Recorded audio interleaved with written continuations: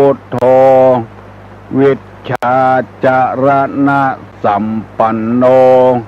สุขโตโลกาวิทูอนุตตะโลปุริสะธรรมสาละทิสัทธาเตวะมนุษสานังพุทโธภควาติสวากขาโตภควตาธัมโมสันติโกอากาลิโกเอหิปัสสิโกโอปนะยิโกปัจจัตตังเวทิตโพวินโยหิติสุปฏิปันโนภควโตสาวกสังโฆอุจุปฏิปันโนภควโตสาวกสังโฆญาญาปฏิปันโนภควโตสาวกสังโฆสามิจิปฏิปันโนภควโตสาวกสังโฆญาติตังจัตตาลิปุริสายุคานิอัฏฐปุริสาปุคลาเอสาภควโตสาวกสังโฆอาหุนายโยปาหุนายโยทักขินายโยอัญจลิกาลนิโยอนุตตรังปุญญเขตังโลกัสสาติกราบหนึ่งกราบสองกราบสามกาเลนะธรรมัสสวนังเอตัมมังคระมุตตมังแปลว่าการฟังธรรมตามกาลเวลาเป็นมงคลอันประเสริฐมาแล้วเนอะเสียงก้องเสียงก้องเสียงมองต่ำเข้าเสียงตุเจ้าเทศนาธรรมมาถึงบ้านมาถึงเรือนมาถึงในห้องนอนมาถึงในสุดในมุ้งมาถึงเตาไฟมาถึงห้องน้ำมาถึงในรถที่กำลังขับอยู่มาถึงกูตี้กูตางที่ตั้งทั้งหลายได้เปิดวิทยุรับฟังมาถึงวัดถึงวาที่พระสงฆ์พระเจ้าที่เคารพนับถือได้ถ่ายทอดความรู้เกี่ยวกับธรรมะคือแก่ป้องออกแม่ออกคำบ้านคำจองมาแล้ววันนี้มาปะมาพบต้านสาธุชนมาถึงแล้วและบ้านใดกำนันผู้ใหญ่บ้านก็ดีอบต.ก็ดีวัดก็ดีที่ได้ถ่ายทอดวิทยุออกเสียงตามสายกรุณาญาติโยมแป่งใจกว้างๆหน่อยเนอะสำหรับผู้ที่บ่ชอบฟังธรรมะต่อใดสำหรับผู้ที่ฟังธรรมะก็ขออนุโมทนาคือบุญกรรมบุญจูเนอตัวบ่ฟังเมียก็จะฟังตัวบ่ฟังผัวก็จะฟังตัวเองบ่ชอบลูกก็จะชอบเพราะว่าบ้านเฮามีหลายคนเป็นที่น่ายินดีปรีดากับท่านสาธุชนทั้งหลายจะเข้าหาธรรมะเข้าหากรรมเก่าโบราณที่มีผู้ที่มีใจบุญอดสาพยายามโทรศัพท์มาหาตุลุงคือตุลุงแปลคำว่า กะลกไม้หนุ่มกะลกไม้หนุ่มเพื่อตั้นตั้งหลายฟังตัวลุงก็หาได้ยินมานี่กำนี้แต่ที่อื่นเปิ้นว่ากันเมินแล้วคนฟังหลายคนบ่เคยกำเตื้อกะลกไม้หนุ่มคำว่ากะลกนี้คนไทยว่าเกาะคำว่าเกาะนี่ก็คือกะลกเปิ้นจะเอาไม้มาเป็นป้องแล้วก็เอามาเจาะเป็นหูคือมันยาวเห็นน้อยแล้วก็เอาค้อนเขาตีเมื่อมีการมีงานอย่างวัวหายควายหายแก่บ้านกำนันจะประชุมเปิ้นตีกะลกมันจะได้ยินเสียงปกปกปกปกปกปกปกถ้าได้ยินเสียงเจออี้แล้วเจ้าบ้านก็จะรู้แล้วว่างัวหายควายหายขอฮือไปช่วยกันหรือบยังอันล่ามจะไปเป่าแห่ก่อนว่าวันนี้พ่อหลวงจะประชุมเน้อพ่อหลวงจะประชุมเน้อเอาพอเป่าเสร็จแล้วถึงเวลาพ่อหลวงเปิ้นจะตีกะลกดังปกปกปกปกปกแสดงว่าถึงเวลาแล้วที่จะประชุมแล้วถ้าบัญญัติอันน้ำท่วมบ้านคือระวังเก็บของเมก้าขึ้นหอขึ้นเฮือนเหียเพิ่นจะตีกะลกว่าน้ำมาแล้วเน้อเปล่าประกาศตีกะลกดังปกปกปกปกปกปกก่อนบัญญัติอันเกาะตุเจ้ามาบิณฑบาตมาเจ้ามืออันนี้เปิ้นเอามือกันเปลี่ยนกันตุเจ้าจะไปหัวนี้10 หลังคาเฮือนหัวหน้ามือก็จะตีกะลกปกปกปกปกปกปกปกจะหู้เรื่องกันแล้วส่วนมากไม้ที่เปิ้นเอาแป่งกะลกนั้นจะเป็นไม้สางเพราะมันใหญ่เอาไม้ที่แก่ๆหน่อยเอามาแป่งกะลกในสมัยโบราณผู้ใดแป่งจ้างเปิ้นจะแป่งน้ำเขาใส่เจาะตัวน้อยตีกวยถ้ามันดังดีก็ใจได้ละที่ตุลุงว่าตะกี้โทรศัพท์มาว่ากะลกไม้หนุ่มคือหมายความว่ากะลกนี้เป็นเครื่องเป่าเตือนคนได้หูมีเสียงดังมันมีเครื่องกระจายเสียงเจ้าบเดียวบ่มีก้องหาเขียมหายากเหมือนบันนักเหมือนบเดียวใจกะลกเอาเป่าเตือนคือจะบ้านได้ตื่นตัว1ประชุมก็ตีกะลก2งัวหายควายหายก็ตีกะลก3ตุเจ้ามากลุ่มเข้าเมื่อเจ้าก็ตีกะลกมันมีเสียงดังแล้วคนตั้งหลายก็จะได้หูบ่จะตีพร่ำเพื่อถ้าคนใดจะแปลงกะลกนี่เปิ้นไปเซาะไม้แก่เก้าไม้สางเก้าไม้สุก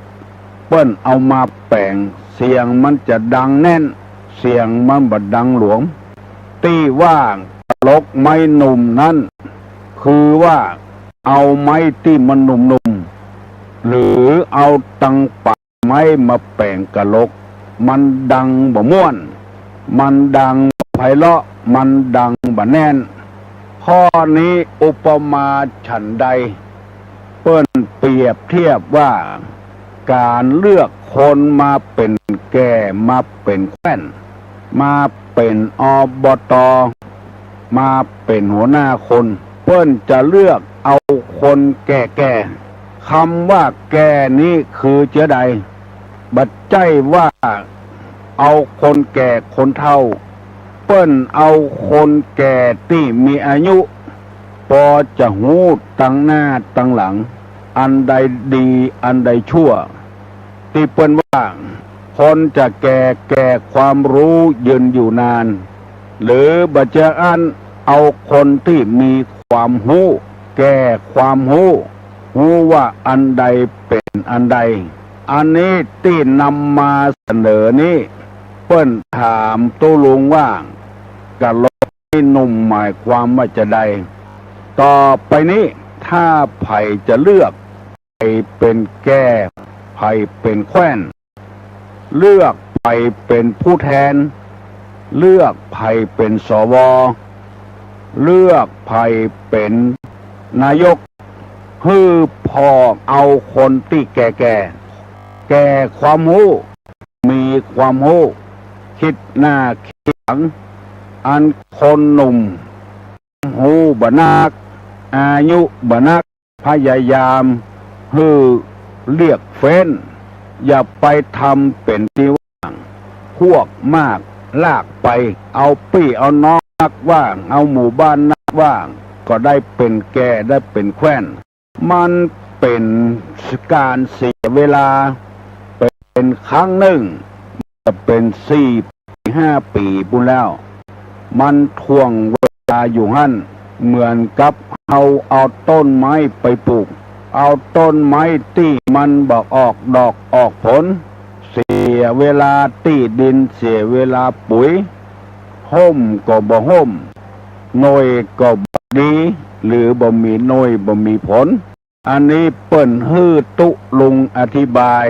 ตุลุงก็อธิบายอย่างเนี้ยกะลกไม้หนุ่มคือเอาไม้หนุ่มมาเป็นหัวหน้าคนเอาคนหนุ่มเอาคนอ่อนความรู้เอาคนอ่อนอายุมาเป็นหัวหน้าคนมันจะตัดสินใจบอกหูหน้าหูหลังเอาใจตัวเองว่า10 ปีบ่หูหนาว20 ปีเอี่ยวหาสาวบ่ก้าย30 ปีบ่นายสงสาร40 ปีเนี่ยการเหมือนฟ้า50 ปีสาวน้อยบัดสาวน้อยด่าบัดเจ็บใจถ้าจะเลือกคนมาเป็นหัวหน้าคนก็ต้องเลือกที่ว่าเนี่ย50 ปีเนี่ยสาวน้อยด่าบัดเจ็บใจเพราะว่าหูหน้าหูหลังหูอันใดเป็นอันใดจะยกไผ่เป็นหัวหน้าคนจะไปกล้าเอาอายุอย่างเดียวจะไปกล้าเอาหมู่มากรากไปอย่างเดียวเฮ้นึกถึงคุณสมบัติเฮียก่อนเขามีคุณสมบัติมีความหูเท่าใดเอาคนอย่างอันมันหูหน้าหูหลังอย่างตึงวันเนี้ยเฮาเขียมตุเจ้าไปได้ตุเจ้ามาเป็นเจ้าวาดมาเป็นตุหลวงอายุนักแต่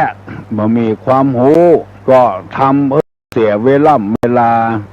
บ่ได้พัฒนาวัดไปถึงไหนบ่มีความหูสั่งสอนพระน้อยขโยมก็บ่ได้เวลานี้พ่อออกแม่ออกตุเจ้าเฮาทั้งหลายเป็นผู้มีความหูเป็นผู้ตื่นเป็นผู้เบิกบานจบปริญญาตรีปริญญาโทกันจำนวนมากแล้วก่อนอกไปจากนั้น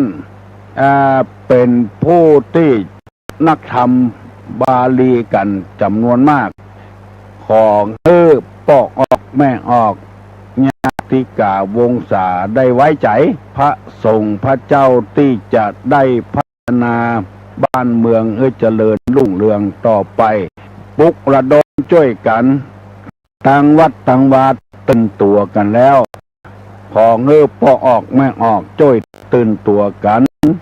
จันโยงพระพุทธศาสนาคนที่มีนิสัยดีเป็นคนที่หูหน้าหูมักจะสังเงียมเจียมตนฮึกเหิมบัดซวกที่บางคนโทรศัพท์มาหาตู้ลุงว่าตู้เจ้าสวกจะได้หาก็เพราะ1บักให้มีความหู2อายุบ่นักอุ่นหันพันแล่นเกินไปตู้เจ้าจึงสวกกัน หลายอย่างประสงค์ประสานกันเป็น9,000ก็พอมันพ่อแม่มันสวกลูกก็เลยสวกโดยเปิ้นอยากจะให้ขอฝากฝังธรรมะหรือจริยธรรมอันเป็นสำหรับคนเฮาที่จะอยู่ร่วมกันให้มีความสุขบานหวานใจแถมข้อหนึ่งเปิ้นว่าลักษณะของคนเจียมตนนั้นจะมีลักษณะอย่างนี้หนึ่งเป็นคนอ่อนน้อมสองมีความประพฤติเจียมตนสามบัถือตัวสี่บยิงยะโสห้าทำตนเช่นกับผ้าเช็ดเท้าหกทำตนเหมือนกับโคเขาขาดเจ็ดทำตนดุจงูที่ถอนเขี้ยวออกแล้วแปดอ่อนโยนเก้านุ่มนวลสิบกล่าวทอดคำที่สบายหู11ไม่ดื้อกระด้าง10ข้อเนี้ยเป็นลักษณะของคนเจียมตนบอกว่าป้องออกศรัทธาบอกว่าพระสงฆ์พระเจ้าถ้าอยากจะเป็นคนดีมีคนเคารพนับถือมีคนเคารพยำเกรงให้ปรับพฤติปฏิบัติตามคุณลักษณะ11ประการนี้แล้วตุลุงขอเมตตาเวลากับท่านผู้ฟังทั้งหลายอธิบายคุณธรรม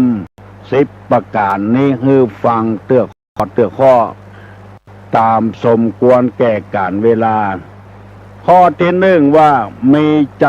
อ่อนน้อมฟังดีๆเนอะมีใจอ่อนน้อมจิตใจคนเฮานี่ถ้ากระด้างเปิ้นว่ากระด้างกลางแข็งบ่มีใจอ่อนน้อมกับไผถึงวันนี้คนเฮานิยมวัตถุกันเหลือเกินเอาวัตถุมาเป็นเครื่องวัดความดีของตนเองจิตใจนั่นก็เลยกระด้างกระเดื่องไปทำให้คนบ่อ่อนบ่น้อมต้านตั้งหลายจะสังเกตพอดีๆบางทีนั่นไปไหนมาไหนกายหน้ากายตาคนเฒ่าคนแก่กายหน้าพระสงฆ์พระเจ้าบ่มีความเคารพยำเกรงนิสัยของคนไทยที่นับถือพระพุทธศาสนาแต่เช่นปลัมปลาแต่เช่นโปอุ้ยแม่ม่อนกายหน้าวุ่นบอกว่าคนเฒ่าคนแก่บ่มีการโค้งตัวบ่มีการยกมือไหว้เพราะจิตใจกระด้างกระเดื่องไปเหี่ยแล้วบ่อ่อนน้อมบ่อ่อนโยนบ่ได้บังคับจิตใจบ่ได้ฟังน้ำฟังธรรมจากไผบ่ได้ยินกำหูกำหลวกจากคนเฒ่าคนแก่พ่อแม่บ่เคยสั่งเคยสอนที่เขาด่ากันว่าไอ้พ่อแม่บ่สั่งบ่สอนเพราะว่าบ่ได้ยินกรรมนี้ไปอาศัยเหตุผลดังกล่าวนี้ธรรมะเป็นเรื่องของทางจิตทางใจจึงให้ขอฝากฟังท่านทั้งหลายที่ฟังอยู่เวลานี้บอกว่าตุเจ้าบอกว่าพระนายเอาความอ่อนน้อมใส่จิตใส่ใจไว้เหี่ยก่อนอ่อนน้อมบ่ใช่ทอมตัวเท่าใดเพื่อจิตใจอ่อนน้อมเมื่อจิตใจอ่อนน้อมแล้วมันจะเป็นเหตุหนึ่งที่ทำให้คนเฮานั้นเขายำเก่งเป็นลูกพ่อแม่ก็ฮักก็แปลงเป็นลูกน้องเปิ้นก็ฮักก็แปลงเพราะมีใจอ่อนน้อมอ่อนโยนไม้อ่อนก้อมก็เปื้อขูดเปื้อเหลาคือฮื้อพ่อฮื้อแม่ฮ คือครูบาอาจารย์เป็นคนคูเป็นคนเหล่าคือเขาหลอมล่อคือเขาเป็นคนอ่อนน้อมจะสังเกตว่าเบ็ดกองก็ดีเบ็ดจอมก็ดีเปิ้นจะเล้าป่ายให้มันอ่อนน้อมกันเบ็ดแข็งนี่ป่าบักให้กินเวลาป่ากินมันก็จะลากออกไปเหี่ยถ้าว่าป่ายเบ็ดป่ายกันเบ็ดนั่นมันอ่อนมันจะน้อมไปน้อมมาป่าตัวใหญ่ๆก็ได้ป่าตัวน้อยๆก็ได้ถ้ากันเบ็ดแข็งมันจะบ่ได้อุปมาฉันใดขอให้พระสงฆ์พระเจ้าพระเถรเจ้ามีใจอ่อนน้อมคบยำแยงก่อนอันนี้จึงเป็นเหตุให้คนที่เสงี่ยมเจียมตัวมีมารยาทที่ดีในทางพระพุทธศาสนาเปิ้นก่อนยกย่องว่าอัตตัญญูตาฮือหูจักตนฮือหูจักตัวเฮาเหี่ยก่อนที่จะไปหูจักเปิ้นเพราะบ่ได้ยินเพราะบ่ได้ฟังเพราะบ่มีไผฮือข้อมูลคนเฮาจึงเป็นคนกระด้างกระเดื่องเป็นคนแข็งปากกล้ากลางแข็งนิสัยหุนหันพันแล่นตุลุงมีโอกาสดีฮือหูจักตัวเก่าว่าตัวเป็นหยังแล้วเฮาจะบ่ได้กระด้างกระเดื่องต่อพ่อต่อแม่ต่อครูบาอาจารย์ต่อผู้หูผู้ลวกทั้งหลายเพราะมีใจอ่อนน้อมแล้วคนจะเคารพนับถือคนเดียวดูตัวอย่างผู้ดีต่างๆบ่ซกสะทกสะท้านเปิ้นกระด้างการแข็งเพราะได้รับอบรมมาปัจจุบันนี้เป็นสมัยที่นิยมเข้ากันนักคนใดมีเงินมีคำก็ถือว่าเป็นผู้ดีคนใดมีความรู้ก็ถือว่าเป็นผู้ดีความดีผู้ดีเหล่านั้นอาจจะดูดเลือดดูดเนื้อของคนผู้บ่ดีก็มีโดยอาศัยเหตุนี้ขอฮื้อฝากฝังกรรมนี้ไว้ถ้าใจอ่อนน้อมแล้วกายก็จะอ่อนไปตัวไปในตัวปากก็จะอ่อนไปในตัวบ่ปากกล้ากลางแข็งในร่างกายก็จะเป็นอ่อนน้อมอ่อนโยนเหล่านี้เป็นต้นข้อนี้ฝากฝังให้ผู้ฟังทั้งหลายเน้อบอกว่าจะเป็นตุเจ้าบอกว่าเป็นพระนายบอกเป็นปดใจแม่ยิงบ้านสถานที่ใดจะเป็นปอกกาแม่กาก็ตามถ้าปากบ่ม่วนบ่ม่วนไผ่บ่ให้ไปซื้อละอันนี้ต่อใด5 บาทต่อพ่องบ่ได้ขายถึงอันนะไผ่ซื้อก็ถึงอันนะเตื้อเดียวนะไผ่ตึงบ่ไปใกล้ไปไกลปอกกานายขายก็ต้องอ่อนน้อมเพราะว่าจิตใจมันอ่อนก่อนถ้าจิตใจอ่อนแล้วปากก็จะอ่อนร่างกายก็จะอ่อนถ้าไผ่เป็นไข้คนเสงี่ยมเจียมตนมีอานิสงส์มีคุณสมบัติมากมายไม่อ่อนน้อมเปื้อขูดเปื้อเหลาอันนี้เป็นธรรมะมีคุณธรรมที่ตุลุงไปอ่านไปปะเข้าสุดไปปบเข้าใส่การเสงี่ยมเจียมตนนั้นประกอบด้วยมีใจอ่อนน้อมเมื่อใจอ่อนน้อมแล้วร่างกายก็จะอ่อนน้อมไปโดยปากจาก็จะอ่อนน้อมไปโดยอย่างตุลุงว่าจะจ๋าขะขาใส่คนฟังนั่นบางคนบอกเข้าใจหมู่นี้เป็นต้นเพราะฉะนั้นขอฝากไว้เนอะจะอู้กับไผ ถ้าเป็นเปื้อนฝูงนั้นคิงหาบาอายใส่กันก็ไปทำอย่างถ้าบ่ใจเปื้อนใจฝูงแล้วก็ไปทำอย่างคือเลือกเอาการสงเงียมเจียมตนมันจะมีอานิสงส์มากมายเราจะดูตัวอย่างเจ้าฟ้ามหากษัตริย์เจ้าฟ้า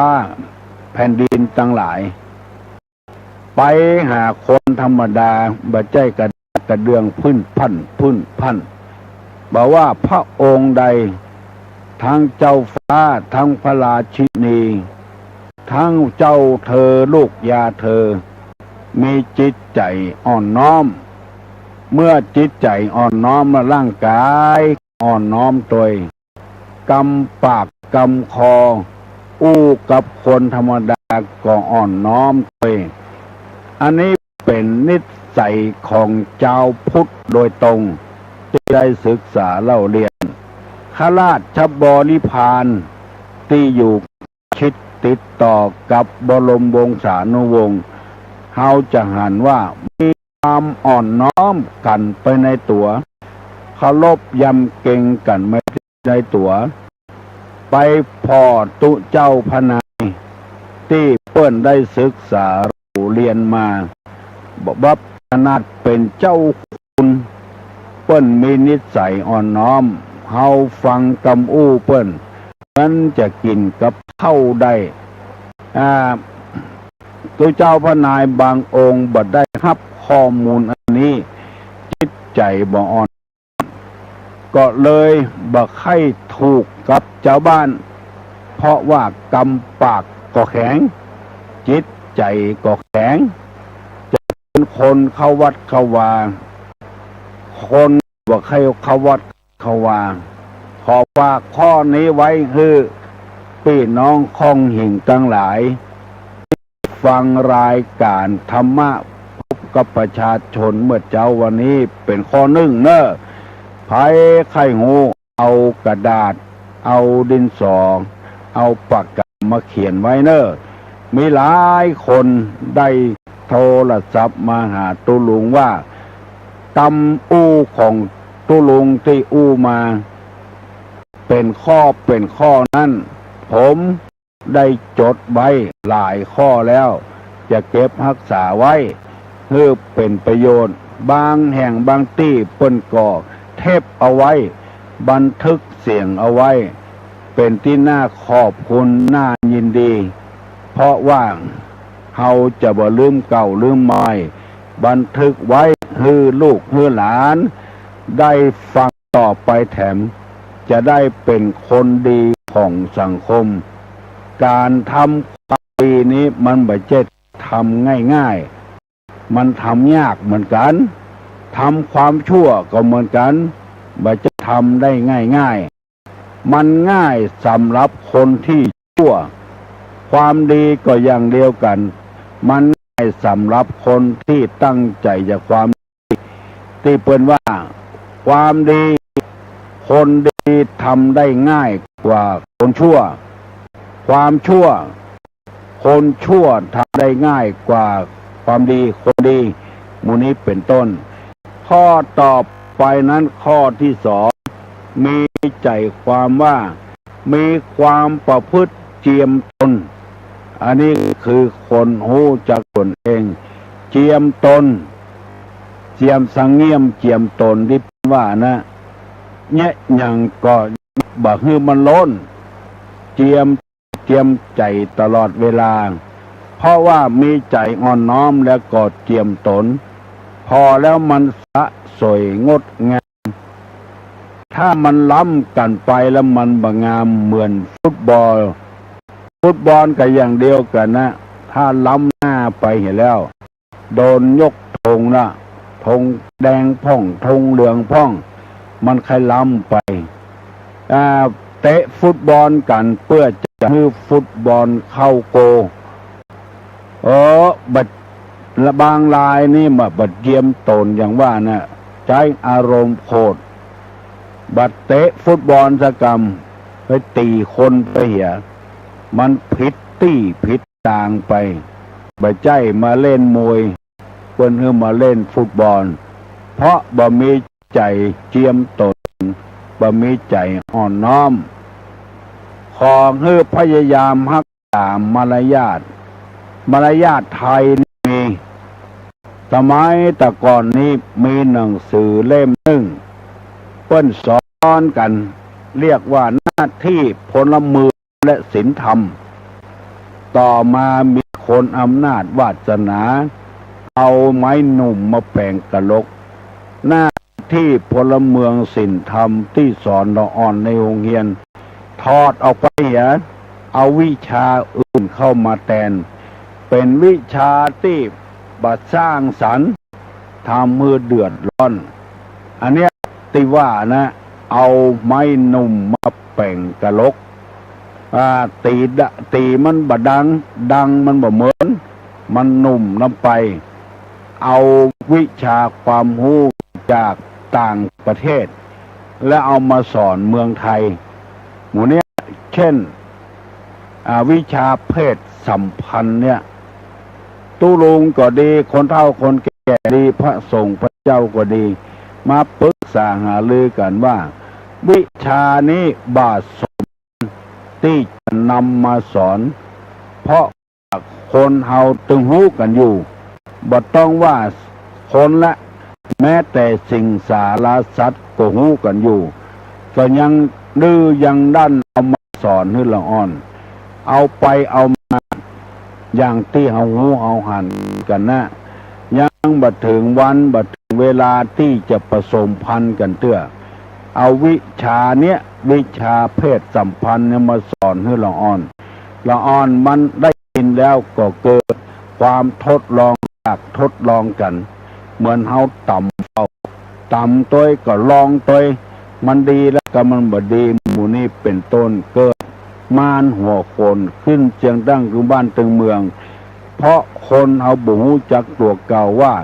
วิชานี้จะเหมาะสมกับประเทศไทยก็เพราะเฮามีศีลมีธรรมมีวัฒนธรรมบ่เหมือนเปิ้นคนไทยเฮาจะต้องสังเจียมตนวันนี้ได้นำมาเสนอให้พี่น้องทั้งหลายได้2 ข้อก่อน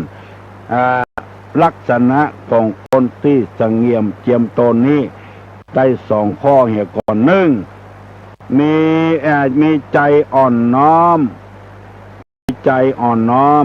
2มีความประพฤติตนเอาไว้เต้าอี้ก่อนวันนี้ขอเมตตาเวลาขอบคุณอนุโมทนาน้ำใจของผู้เจ้าของทาที่วัดโป่งแยงนอก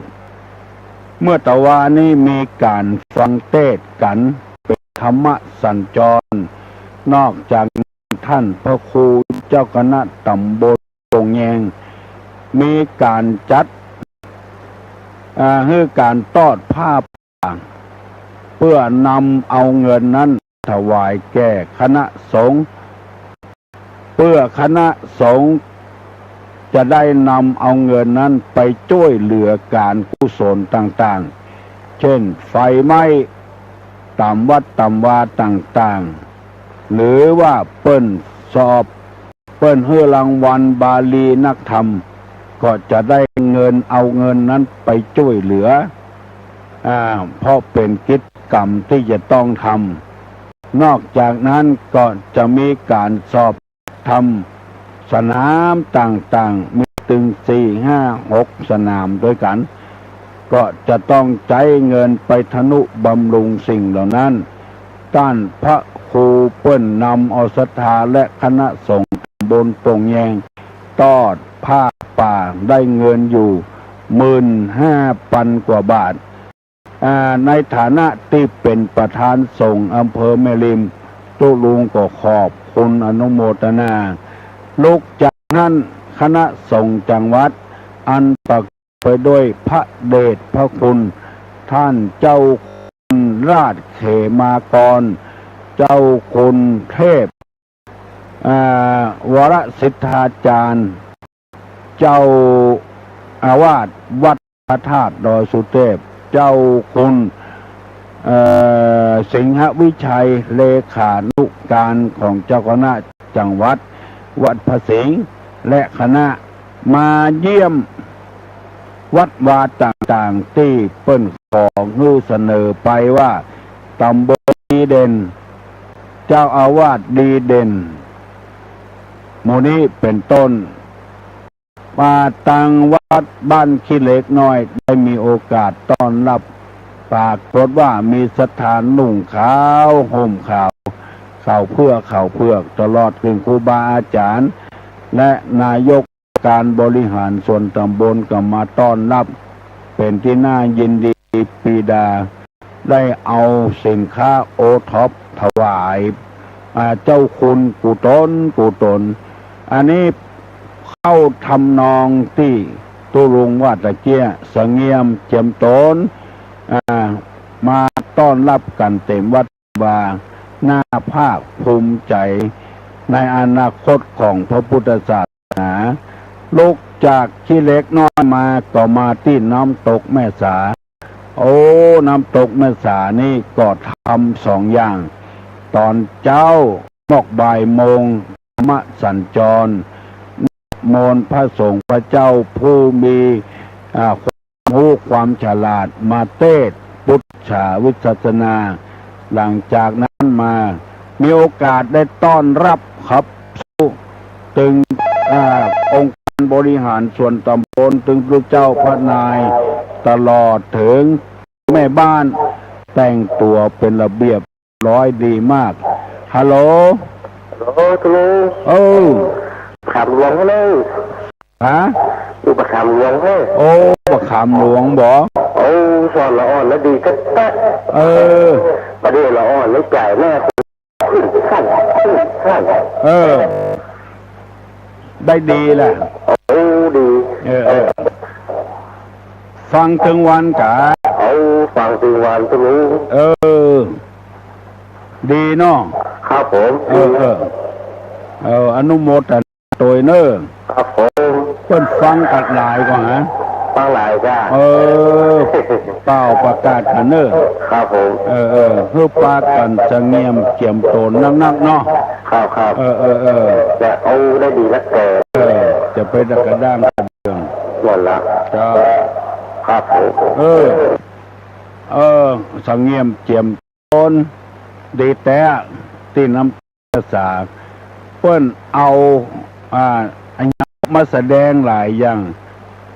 การที่ประกอบสมาธิด้วยได้น้ำเคลื่อนไปเคลื่อนมาฮัลโหลถามปัญหาครับเบนจะทำคืออย่างข้อที่1ครับข้อที่2ความกตัญญูคุณของพ่อของแม่ครูบาอาจารย์ถึงเท่านั้นจะถึงแก่กรรมใครทำบุญหรือที่ส่วนกุศลไปหาอยากจะถามว่าเป็นเครื่องหมายของคนเช่นไร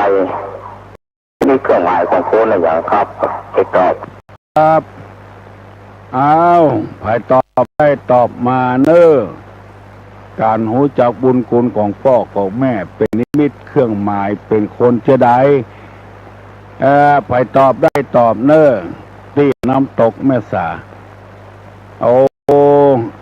มีท่านอบต.คนหนึ่งเคยถามปัญหาตุลุงมาตลอดและเหลือคาดเกินคาดติดศรัทธาพร้อมหน้าพร้อมตากันกับครูกับนักเรียนฮัลโหลกราบนมัสการเจ้าเจ้ามาได้ตอบปัญหานะเจ้ามาได้ตอบปัญหาเนาะจะมาปุ๊บบอกว่าที่ตุลุงเงินบรรยายวันเนี้ยมันดีเนาะที่ได้สอนพ่อแม่จะได้สอนลูกเพื่ออ่อนน้อมถ่อมตนเนี่ยวันนี้แหละเจ้ามันที่ตุลุงบรรยายวันนี้นะจะดีพ่อเนี่ยเจ้าดีก็ดีเจ้าตุลุงดีตัวละอ่อนวัยรุ่นมาเดียวนะมามีการอ่อมน้อมน้อมถ่อมตนเลยเนาะเฮานั่งอยู่ในกายย่ำหัวไม่ติงไปทำแต่มันแบบก้มบาเลยมันดูงามนะตุลุงเนาะมาแล้วน่ากะบางงามบางเหมือนกับเป็นคนไทยเนาะเจ้ามารยาทไทย น่ะกะ ขนาดนั้นที่นางงามมันโลกน่ะเนาะเปิ่นยังไหวงามงาม โอ้ คนไทย ไหว ที่ งาม อาย ยกมือไหวงาม เนาะ ทำเปิงเปิ้นว่าอันที่เขาโฆษณาจะต้องให้หรอกฝรั่งมาสอนก่อนน่ะ แต่โหล เป็นที่น่าดีอายได้ เจ้าไหวงามละอ่อนไปเดียววัยรุ่นไปเดียวโอ้จึงแบบไหวแบบจ้าง คือมันเกิดจากข้อมูลที่บ่ถูกต้องเนาะ อ้าวเนี่ยต้องให้พ่อแม่เขาฟังแล้วก็ได้ไปสอนลูกสอนเต้าพ่องเขาว่าแหงไป คือพ่อกับแม่ได้สอนลูกเนาะ เจ้าลุง พออยู่ใกล้ชิด ดี เนาะ นะเจ้า เจ้า เออ กราบนมัสการนะเจ้า เจริญพรดีใจนะแกแต่ข้อมูลที่ว่านี่ขอลูกพ่อแม่ได้สอนลูกเนี่ยก่อนฮัลโหล นมัสการตุลุงอยากจะให้ตุลุงบรรยายเรื่องที่ว่าแต่ก่อนผมได้ยินเตี้ยนะครับ ว่าจะใด ที่ว่าก็4 คนหาม3 คนแห่อะไรอย่างนั้นเป็น อันนั้นกะเอาเนาะเอาวันหน้านี่เนาะ หน้า 4 คนหาม3 คนได้หูว่าแก 4 คนหาม3 คนแห่คนตามน้ำเกลือมาได้ละนั่นนะตุลุงมาที่บ้านก่อนนะ บ้านไหน อยู่ลำปางก็ขาว จะแต่เนาะก็ขาวเนาะอยู่ไรหินฟังวันนะฟังกับนั้น4 วันนะฟังวันกะครับยินดีเป็นฟังอันนึงปากันฟังถึงวันครับโดยเทพเจ้าคุณเปิ้นไฟเขียวเฮ้อเปิ้นต่อวิทยุตุลุงไปแถม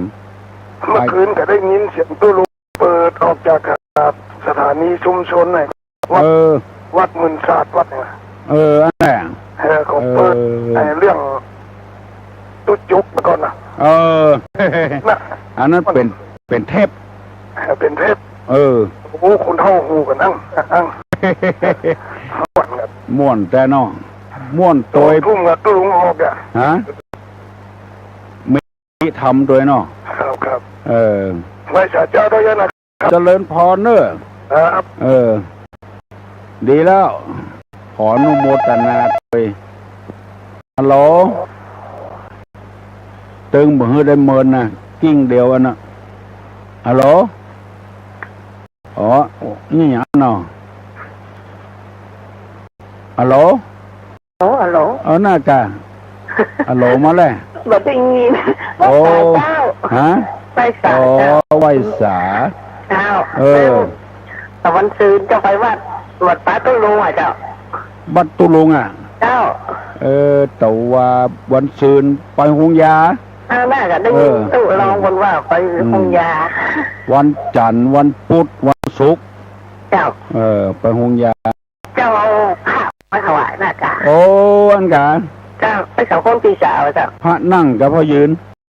วันพฤหัสเจ้าพระนั่งงามเนอะจะได้ไปมอบเปิ้นมาขอนั่นน้องเต่าคำนะเจ้าน้องเต่าคำเจ้าสันทรายบ่ได้ยินดิบเมื่อฟังตรงนั้นก็เดียวก็อย่าไปวัดเราจะฟังเจ้าเลยไปวัดวันศีลเนาะได้ไหว้พระโดยตุลุงก่อนมาเจ้าไปวันน่ะค่ะดีแล้วดีมากการนี้คนละเจ้าเจริญพร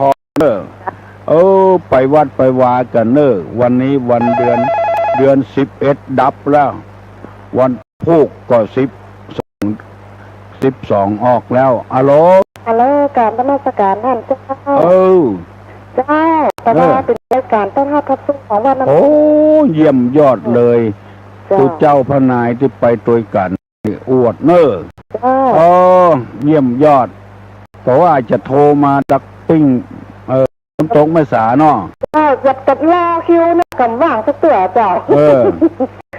พอดีอันจะอู้ถ่านก่อนจะไปวัดเจ้าเกียรติจะไปวัดรออู้ถ่านก่อนบตเนาะแต่จำได้เนาะจำได้ถ้ามีโอกาสจำเลยจะไปหาถ่านที่วัดสักวันเจ้า กันมาเตอเนอะ แต่ว่าอันบริจาคค่ะช่วงอากาศนั้นไปขอเขามีส่วนบุญของกุศลก็ลงศพนะวันนั้นเจ้ามีเจ้าจะไปตามนั่งได้ฮับแล้วอนุโมทนาตัวเนอะการฮับก็สู้ดีเนาะ300 บาทอนุโมทนาเป็นอย่างมาก3 คนด้วยกันบริจาคลงศพนายกแล้วน้องจะเจริญพรเนอะโอ้ถ้าอย่างอี้กูวัดเลยเจริญแน่เนาะคนหนุ่มคนกำคนเฒ่าคนแก่มาวัดมาวากันนายกปัจจัยดีเนาะนายกปัจจัยดีโอ้ชื่อสมพงษ์นายกสมพงษ์เป็นเน้นตุลุงยังเป็นตุหนุ่มอยู่เมื่อน่ะเป็นลูกน้องเป็นลูกน้องเพื่อนเนาะโอ้ได้นายกใจดีเป็นลูกน้องเพื่อนดีละชื่อสมพงษ์เจ้าวันตุลุงจะได้ไปเมตตาเพื่อนได้เลยจ้าเชิญเลยจ้าคือว่าเขาจะให้รางวัลผู้เจ้าพันเนนที่สอบนักธรรมบาลีได้นะจะให้องค์การบริหารทุกตำบลช่วยเนาะมันเป็นงานส่วนรวมได้ก็ยินดีเนอะเดี๋ยวจะไปวัดอยู่จ้าขอฝากเนื้อคนเฒ่าคนแก่ตัวเนอะว่าจ้านี่เรื่องวัดนี่นะข้าภาษา3 เดือนนี่สำคัญสัก4 ท่านบอกเนื้อคนเฒ่าตัวว่าเจ้าคุณเป็นปวดเล่าเป็นวัดตุลุงนี่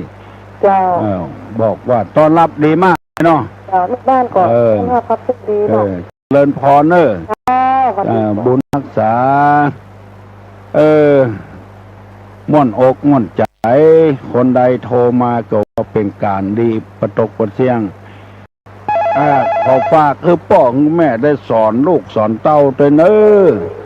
เพื่อมีใจอ่อนน้อมเสงี่ยมเจียมตนฮัลโหลเทศกาลเจ้าตู้เดือนวันเสียวันอะไรอย่างเนาะเดือนนี้มันดับมันนี้ละ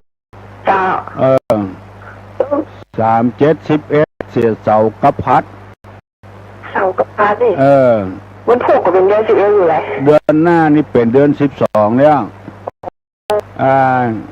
เดือน12แล้ว48 12เสียสุกกับพุธเดือนนี้เสียพัดกับอย่างก็เดือนเสียเสากับพัดเสียเสากับพัดมันพัดวันนี้มันดีอยู่นะจ๊ะเสากับพัดวันนี้จ้ะวันพุธนี่ออกค่ำละวันนี้เป็นวันดีอยู่นะค่ะวันนี้วันเป็นวันพุธเนาะจ้ะวันนี้ดีอยู่จ้ะเดือนดับนี่นะแต่ว่าพอหาตัวลงมาอยู่ไปอยู่ไปวันค่ำแต่ทำบุญเนาะไปเอาบุญเนาะไปมันเป็นหน้าที่ของเขาเนาะจ้ามันแบบไปก็บ่ได้จ้าขอบคุณจ้าเขาบอกเพื่อนไปต้อนรับเจ้าคณะจังหวัดเนอะแล้วเขาบอกไปวันเดียวคนจะด่าจำเป็นต้องไปดับแผ่วอ่อนบลบปอบแปบอ่อนบลบแปบเมื่อเจ้าได้เดียวกับแข็งแรง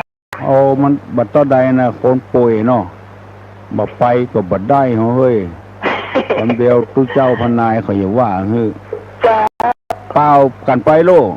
เจ้าคณะจังหวัดจะมาเนอะปลาต้อนรับเนอะแล้วเฮาไปสักกรรม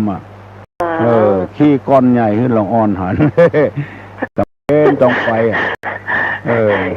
นี่มารบกวนด้วยว่าเจริญพรเนอะไปเกือบจะ7 โมงแล้วเว้ยขอสอนลูกสอนเต้าเนอะมีกิริยามารยาทเรียบร้อยฮัลโหลครับภาษาตลุงครับตลุงเหมือนครับเฮ้ยเนี่ยมันจะมันเตอะให้ลุงว่าขอนั่งนักหน่อยเขาภูมิใจแม่ได้สร้างเขามานะใจเต็มที่เลยครับตลุงว่าเป็นอย่างแต่ว่านี่นะเจ้าคณะจังหวัดเปิ้นเยี่ยมตามอำเภอต่างๆตามอำเภอต่างๆตามอำเภอมะเรียมนะครับ3-4 ที่ก่อน เปิ้นถึงไปโลกเป็น ครับ เป็นนโยบายของจังหวัด อ๋อเรียกว่าด่วนเลย รถด่วนในแถมติ้งของ จริงเนาะ ของกลุ่มหนุ่มสาว อ๋อ อันนี้รถไม่ใช่รถด่วน ครับ เป็นรถเมล์ ครับให้ตลกพักผ่อนนะครับ ครับ จะไปกูอยู่เจ้าอ่ะ อันกะ ครับ ฟังกูเจ้า ไปมันบดี ฮะ ไปมันแล้วไปแล้วตะลุงอย่าบอกให้สบาย โอ้เฮ้ รักษาสุขภาพดีลุงเนอ โอ้เจริญพร ครับ ยินดีที่เป็นห่วงเป็นหามตุลุงบอกว่าตุเจ้าพนายก็เป็นห่วงกันนักเฮาพยายามปฏิบัติตามเนี้ยคือมีจิตใจอ่อนน้อมคือสงเงียมเจียมตนเนี่ยจะไปตือไผดีจะไปตือไผจ้าอะโหล ครับก็จะทำปัญหาข้องครับ ไม้อ่อนปออ่อนหักแข็งนักมักหักง่ายนะครับ พอเดียวไว้เนาะเพื่อนถามปัญหามาเนอะไม้อ่อนบ่หอนหักแข็งนักมักหักง่าย อันนี้เป็นคำสุภาษิตวันหน้าจะได้อธิบายมันข้ออยู่เนี้ยอยู่ข้อที่ว่ามีจิตใจอ่อนน้อมสงอมเจียมฮืออ่อนน้อมฮือถ่อมใจสงเงียมใจตนอันเนี้ยขอฟังว่าฮือป่อฮือแม่ช่วยสอนลูกสอนหลานเนอปากกล้ากลางแข็งเพิ่นก็จังเตื้อก็อู้สวกแท้ใจดีก็มีฮัลโหล ฮัลโหลครับ โอ้น้องอย่างฮะ โก้ครับ น้องโก้กะ ขอตอบปัญหาตะกี้ครับ ตอบว่าเจใด ที่เปิ้ลถามคนทำบุญครับ ฮะ ที่เปิ้ลถามคนทำบุญนะครับ เพิ่นถามว่า น้องตอบว่าจะใดครับ เป็นคนที่เป็นที่ดีครับ บุคคลที่ดีเนาะและเป็นคนดีมีความกันอยู่ครับ ถูกต้องเลยเนอะน้องเนอะ ครับ กินข้าวได้ยัง ยังครับ ไปโรงเรียนก็ ไปครับผม ครับยินดีนะน้องเนอะ ครับ ครับบุญรักษาเนอะลูกเนอะคือมันเฮียนโอ้น้องเดียวเอาเงินคือแม่มันถึง4 ล้านบ้านหลังทำหลังเรื่องหลังโอ้เราอ่อนเนี่ยมาเก่งแต่เก่งว่าอันล้ำเหลือมันทั่วประเทศมีแต่คนเดียวคือน้องโก้คล้ายกับน้องเดียวน่ะที่รายการเกมทศกัณฐ์ดีแตะละอ่อนจีแสดงความกล้าหาญมาเตอะถามตู้ลุงบทถือตัวได้อ่านหนังสือแล้วก็สังเงียมเจียมตนอยู่เนาะฮัลโหล นมัสการเจ้า อันนี้จากลำปางนะเจ้าท่าน ลำปางหลวงแม่ เจ้าท่านจะรักษาสุขภาพกันก่อนนะเจ้า ว่าเป็นห่วงนะเจ้าเคยได้เจ้าที่ทำบุญนะเจ้ายินดีเนอะ เจ้าที่มาตานตู้ลุงผลแล้วเนาะที่ลืมวันนะเจ้าตู้ลุงอยู่บ้านเจ้าถึงวันยินดีตัวได้ไหว้พระตัวก่อนเจ้าไหว้ถึงวันเจ้าตาขยายเป็นไหว้ถึงวันเลยเจ้าดีแต่เจ้าที่เอาซ่ามาลืมนะกันเจ้าใครได้เมตตามหานิยมของท่านนะเจ้าเมตตามหานิยมเจ้าก็ยังที่ตู้ลุงว่านะกันเพื่อใจอ่อนน้อมเตรียมตนไว้ให้ก่อนอันนี้เป็นเสียงดังอู้ไปเจ้ามาตรการนะเจ้าขอท่านสุขภาพแข็งแรงเจ้าเจริญพรเมินจ้าอยู่เมินมันเป็นเตื้อบ่ได้จมได้เดือดอย่างพอเจ้าคุณแต่ว่าเจ้าคุณวัด7 ยอดเจ้าคุณโดยสุดเตเจ้าคุณวัดพระสิงห์กิริยามารยาทอ่อนน้อมเพิ่นเป็นเจ้าคุณจันเทพมากองตู้ลุงไปลูนเพิ่นหน่อยเพิ่นปากันลงเก้าอี้มาไหว้ตู้ลุง ศรัทธาคนเฒ่าคนแก่พ่อสองเนี่ยเพราะว่า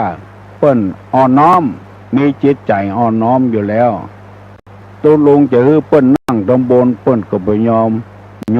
ฮื้อตุลุงนั่งตำบลเปิ้นเพราะว่าอายุแก่พรรษาแก่กว่าเปิ้นแต่ความโหยศถาบรรดาศักดิ์นี่มันมาโมลูนเปิ้นบ่ฮื้อตุลุงได้นั่งต่ำแล้วก็ฮื้อตุลุงนั่งสูงโอ้ตุเจ้าบางตนนี่ให้เกินไว้เฮ้ยโหโยว่าอายุเอาแก่นะ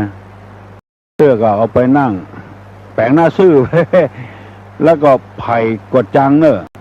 คนใดที่ชอบตุลุงฮักตุลุงเขาหันตุเจ้าตนนั้นนั่งบนตุลุงเขาจังไว้เหียโดยที่บัดปากได้จ่าได้ว่าอย่างเขาสักอย่าง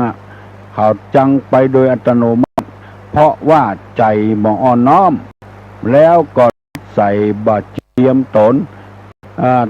ตุลุงได้อ่านหนังสือไปปะเขาใส่ก็ได้ประพฤติปฏิบัติตามหลักธรรมนั้นยินดีเนอะป้องออกแม่ออกบอกว่าคนใดโทรมาบอก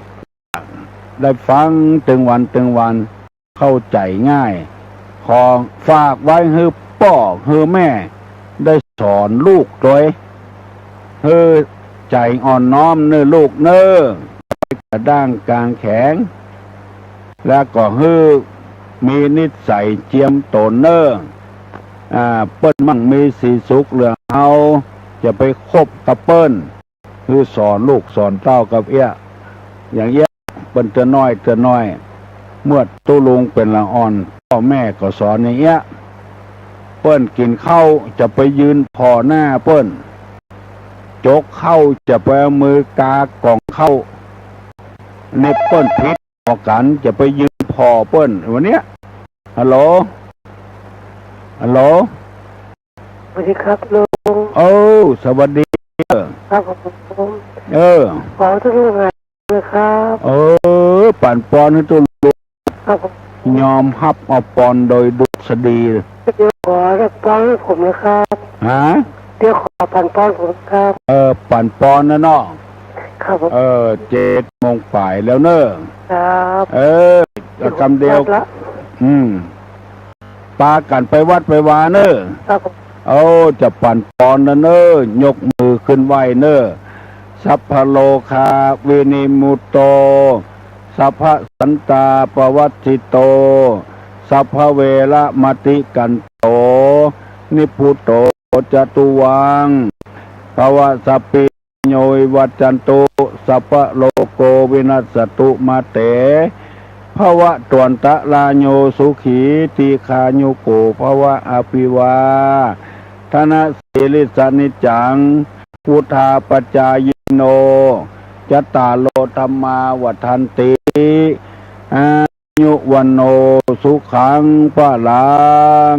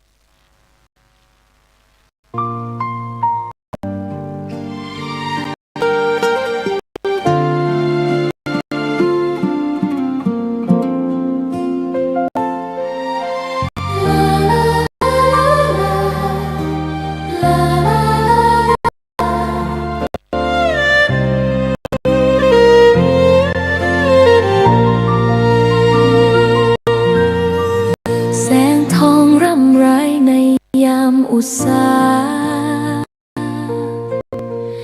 ยังเห็นพระเมตตาอยู่ทุกแห่งหนน้ำพระทัยฉโลมใจคนทั่วพื้นแผ่นดินยังอบอุ่นรอยยิ้มพระพักตร์ยังส่องแสงในดวง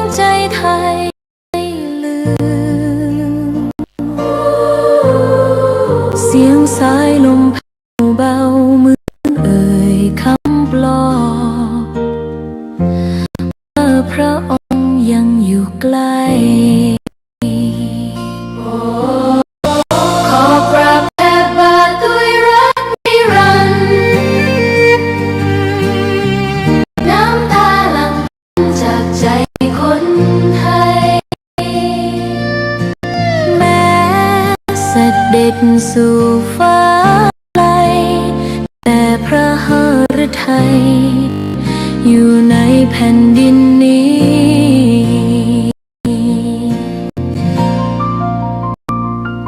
สวนดอกไม้ยังบานวันเก่าเรากับเจ้าดอกไม้รู้ว่าพระองค์จากไป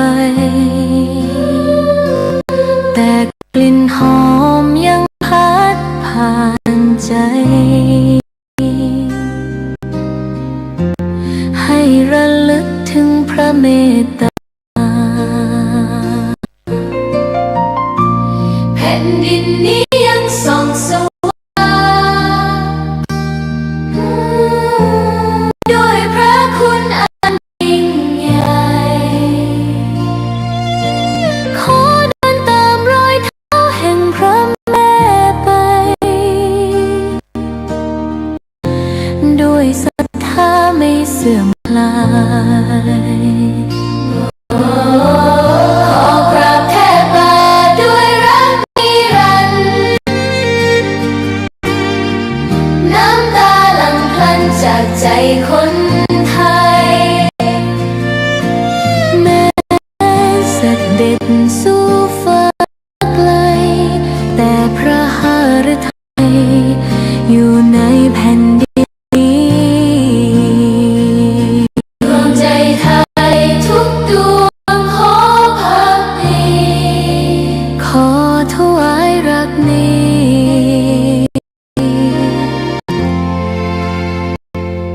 นิรันดร์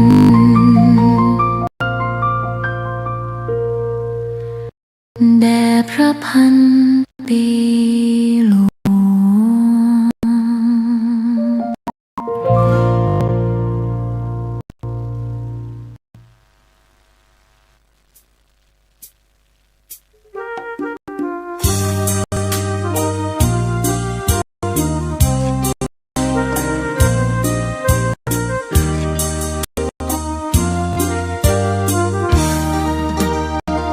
กราบเท้าคุณพ่อลูกขอให้หยุดดื่มเหล้าอย่ามัวแต่เมาดื่มเหล้าเล่นการพนันคนเขาดูถูกว่าพ่อขี้เกียจทำงานชาวบ้านรังเกียจเดียดฉันต่างประจานคุณพ่อสิ้นดีสงสารคุณแม่ลำบากแม่ไม่ได้มาเท่าใดพ่อใช้จนหมดไม่มีขัดสนจนยากลำบากคนแค้นเต็มทีอนาคตของลูกริบหรี่ความหวังที่มีมืดมนพ่อดื่มสุราเหมือนกินน้ำตาของแม่พ่อจะฐานะเราแย่หากไม่แก้ความจนแม่เตือนพ่อด่าตบตีแม่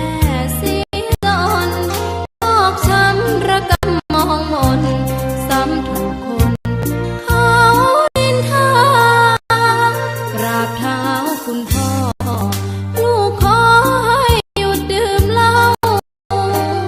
หากมัวแต่เมาคนเขาย้ำหมิ่นเรื่อยมากลับตัวเสียใหม่กลับใจมาพัฒนาพ่อจะมีคุณค่าเลิกดื่มสุราเลิกการพนัน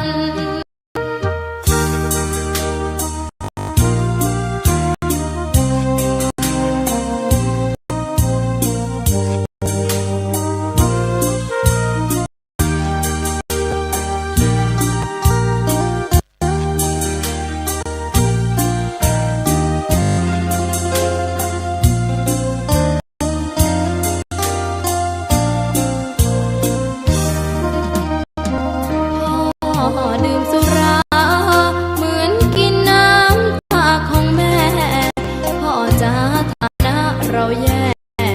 หากไม่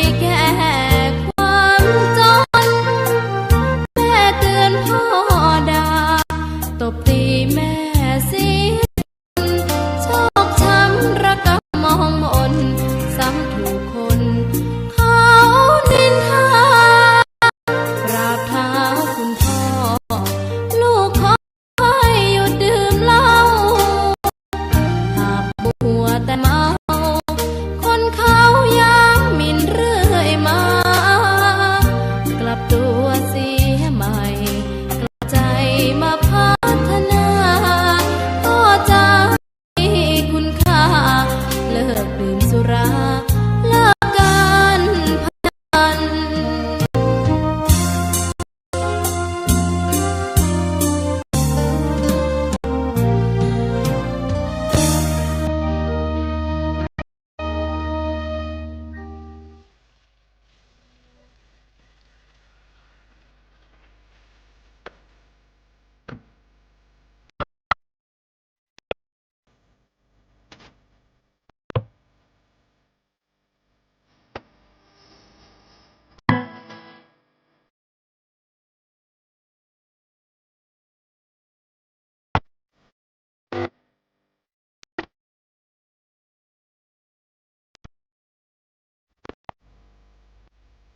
งานเผยแผ่เป็นหัวใจสำคัญของพระพุทธศาสนาพระพุทธเจ้าอุบัติขึ้นมาบนเป้าหมายแห่งการเผยแผ่ความดีนำความดีไปแทรกไว้ในจุดที่มีความดีไม่มากค่อยๆจางจนกระทั่งความไม่ดีนั้นหายไปเหลือแต่ความดีหรือมีดีมากกว่าไม่ดี